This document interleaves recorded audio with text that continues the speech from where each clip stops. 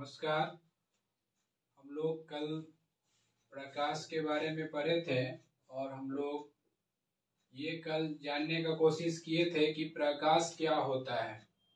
ठीक है, तो आज हम लोग लक्ष्य बैच के दूसरे क्लास को करेंगे और आज हम लोग प्रकाश से रिलेटेड महत्वपूर्ण पॉइंट्स को देखेंगे जो एग्जाम में ऑब्जेक्टिव क्वेश्चंस या सब्जेक्टिव क्वेश्चंस के फॉर्म में पूछ लिए जाते हैं। ठीक है, तो चलिए आइए हम लोग देखते हैं। सबसे पहला पॉइंट्स है प्रकाश एक प्रकार की ऊर्जा है। सबसे पहला पॉइंट्स है हम लोगों का कि प्रकाश एक प्रकार का ऊर्जा है।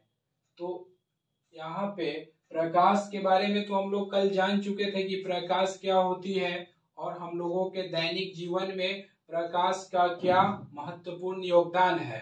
तो अब यहाँ पे एक वर्ड आ रहा है ऊर्जा। हम लोग ये जानेंगे कि ऊर्जा किसको कहते हैं। ठीक है, ऊर्जा किसको कहते हैं, क्योंकि प्रकाश भी एक प्रकार के ऊर्जा का फॉर्म है। तो ऊर्जा हम लोग जिससे किसी काम को करते हैं, जिससे हम लोग किसी काम को करते हैं उसको ऊर्जा कहते हैं। जैसे कि हम लोग कुछ देर तक, कुछ समय तक किसी काम को करते रहते हैं और जैसे ही काम खत्म होता है, जैसे ही काम समाप्त होता है, जैसे ही काम समाप्त होता है या कभी कभी काम समाप्त नहीं भी होता है, उससे पहले हम लोग थकान महसूस करने लगते हैं। तो इसका ये कारण होता है कि ऊर्जा लॉस हो जाता है, ऊर्जा की ह्रास होती है। ठीक है, तो प्रकाश एक प्रकार का ऊर्जा का फॉर्म है। अब एग्जाम में कैसे क्वेश्चन पूछेगा यहाँ से, तो एग्जाम में यहाँ से ऑब्जेक्टिव क्वेश्चन, वस्तुनिष्ठ क्वेश्चन पूछा जाएगा कि प्रकाश किस फॉर्म में अधिकतर उपयोग होता है या प्रकाश क्या है, निम्नलिखित में से प्रकाश क्या है। तो प्रकाश एक ऊर्जा का फॉर्म है। ठीक है, दूसरा पॉइंट है बच्चों कि यह निर्वात में भी गमन करता है, यह निर्वात में गमन करता है। तो गमन का मतलब तो होता है घूमना। गमन का क्या मतलब होता है, घूमना या चलना। गमन का मतलब होता है चलना, लेकिन एक दूसरा यहाँ पे शब्द आया निर्वात। निर्वात किसको कहते हैं, तो हम लोग निर्वात वैसे जगह या वैसे स्थान को कहते हैं जहाँ पे हवा नहीं हो, हवा नहीं हो, वैसे स्थान को हम लोग क्या कहते हैं, निर्वात कहते हैं। निर्वात किसको कहेंगे, निर्वात का मतलब होता है वैसा स्थान, वैसा स्थान जहां पर वायु नहीं हो, वायु नहीं हो। तो प्रकाश निर्वात में भी गमन करती है। तो निर्वात समझ गए कि हम लोग निर्वात किसको कहते हैं, निर्वात वैसे स्थान को कहते हैं जहां पे वायु नहीं हो, यानी वायु रहित स्थान को निर्वात कहते हैं। ठीक है, तो प्रकाश निर्वात में भी गमन करती है। नेक्स्ट पॉइंट है कि प्रकाश निर्वात में प्रकाश की चाल 3 × 10⁸ मीटर पर सेकेंड होता है या 3 लाख किलोमीटर पर सेकेंड होता है। यहां से क्वेश्चन पूछ लिया जाता है कि निम्नलिखित में निर्वात में प्रकाश की चाल क्या होती है। तो निर्वात में प्रकाश की चाल 3 × 10⁸ मीटर पर सेकेंड या 3 लाख किलोमीटर पर सेकेंड होती है। ठीक है, और प्रकाश की चाल सबसे अधिक निर्वात में पाया जाता है। प्रकाश की चाल सबसे अधिक निर्वात में पाया जाता है और सबसे कम ठोस में पाया जाता है। अब इस चीज को हम लोग एक फॉलो चार्ट से समझेंगे कि प्रकाश की चाल सबसे अधिक कहाँ पाई जाती है।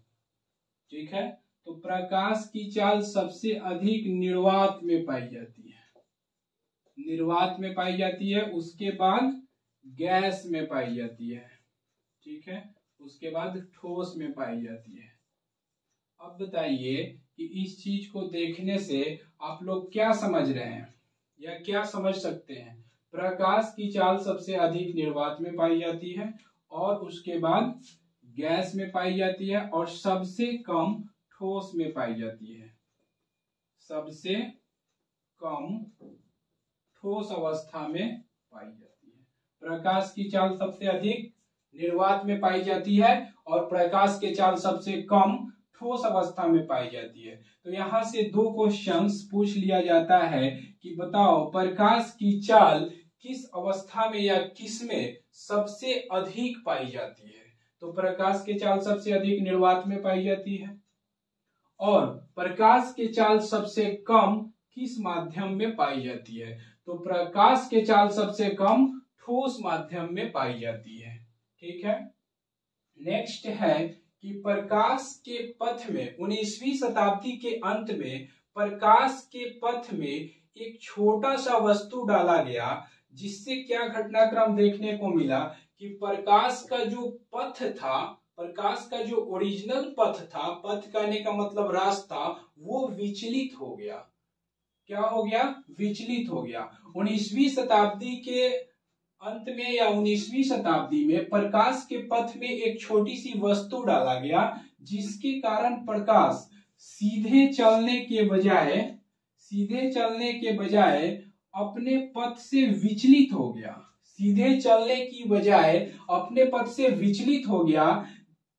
इस घटनाक्रम को प्रकाश का विवर्तन कहा गया। इसका कहने का ये मतलब हुआ कि प्रकाश जिस रास्ते में गमन कर रही है, गमन यानी जिस रास्ते से होकर के क्रॉस कर रही है, या प्रकाश जिस रास्ते से होकर के मूव कर रही है, घूम रही है, उस रास्ते में अगर हम छोटा सा भी कोई वस्तु अगर डाले, जैसे कि देखिए यहाँ प्रकाश सीधी रेखा में गमन कर रही है, प्रकाश यहाँ से निकल रही है और सीधी रेखा में गमन कर रही है। ये प्रकाश का स्रोत है जहां से प्रकाश सीधी रेखा में गमन कर रही है, और यहाँ पे हम एक छोटा सा वस्तु रख दिए। क्या रख दिए? छोटा सा वस्तु रख दिए। तो प्रकाश सीधी रेखा में नहीं जा करके ये मूव कर जाएगी, घूम जाएगी। प्रकाश क्या हो जाएगी? घूम जाएगी। इसी घटनाक्रम को क्या कहा गया? विवर्तन कहा गया। इसी घटनाक्रम को क्या कहा गया? विवर्तन कहा गया, ठीक है। फिर से हम लोग देख लेते हैं। 19वीं शताब्दी के अंत में प्रकाश के रास्ते में, यानी प्रकाश जिस पथ से क्रॉस कर रहा है, उस पथ में किसी भी छोटे वस्तु को रखने से यह पाया गया कि प्रकाश अपने पथ से विचलित हो जा रही है। प्रकाश अपने पथ से विचलित हो जा रही है, इसका मतलब हुआ, विचलित होने का मतलब होता है कि अपने पहले वाले पथ से मुड़ जाना, यानी भटक जाना। प्रकाश अपने पहले वाले पथ से भटक जा रही है, तो इस पूरे घटनाक्रम को विवर्तन कहा गया। तो यहाँ से 2 नंबर के क्वेश्चन पूछे जाते हैं लघु उत्तरीय में कि बताइए प्रकाश के विवर्तन से क्या समझते हैं, या प्रकाश का विवर्तन क्या होता है। तो यहाँ से अगर क्वेश्चन पूछा जाए कि प्रकाश का विवर्तन क्या है, तो हम लोग अपने शब्दों में भी उत्तर दे सकते हैं कि प्रकाश जिस माध्यम से गुजर रहा होता है, या प्रकाश जिस पथ से चल रहा है, उसके पथ में किसी छोटे वस्तु को रख देने से प्रकाश विवर्तित हो जाती है या अपने रास्तों से भटक जाती है। इस पूरे घटनाक्रम को विवर्तन कहा गया, ठीक है। तो विवर्तन आप लोग समझ गए। उसके बाद है प्रकाश के स्रोत। अब प्रकाश के स्रोत कहने का ये मतलब हुआ कि प्रकाश आता कहां से। हम लोग इस चीज को तो समझ नहीं पाए हैं कि प्रकाश कल से ही पढ़े जा रहे हैं। एक क्लास हम लोग पढ़ लिए कि प्रकाश क्या होता है और प्रकाश का हम लोगों के दैनिक जीवन में क्या उपयोग है, लेकिन हम लोग इस चीज को तो नहीं समझ पा रहे हैं कि प्रकाश आता कहां से, प्रकाश का स्रोत क्या है। तो हम लोग समझते हैं कि प्रकाश का स्रोत क्या है।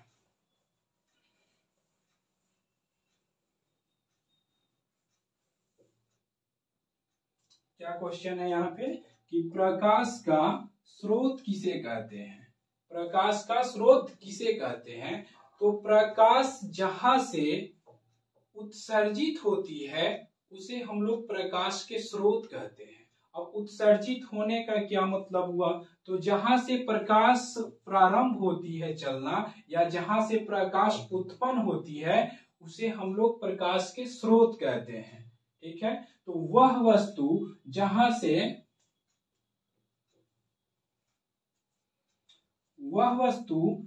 से प्रकाश उत्सर्जित होती है यानी प्रकाश उत्पन्न होती है। उत्सर्जित होने का क्या मतलब हुआ कि प्रकाश उत्पन्न होती है। वैसा वस्तु जहां से प्रकाश उत्पन्न होती है या वह वस्तु जहां से प्रकाश उत्पन्न होती है उसे प्रकाश स्रोत कहते हैं।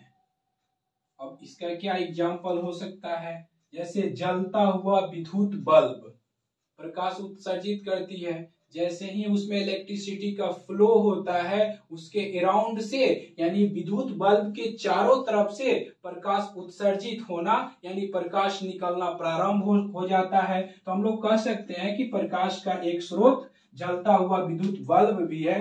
लालटेन, मोमबत्ती, दीपक इत्यादि ये सारी की सारी वस्तुएं प्रकाश का स्रोत माना गया है। हम लोग फिर से समझ लेंगे कि प्रकाश का स्रोत किसे कहते हैं और वह वस्तु जहां से प्रकाश उत्सर्जित होती है या प्रकाश निकलना प्रारंभ होती है उसे प्रकाश का स्रोत कहते हैं।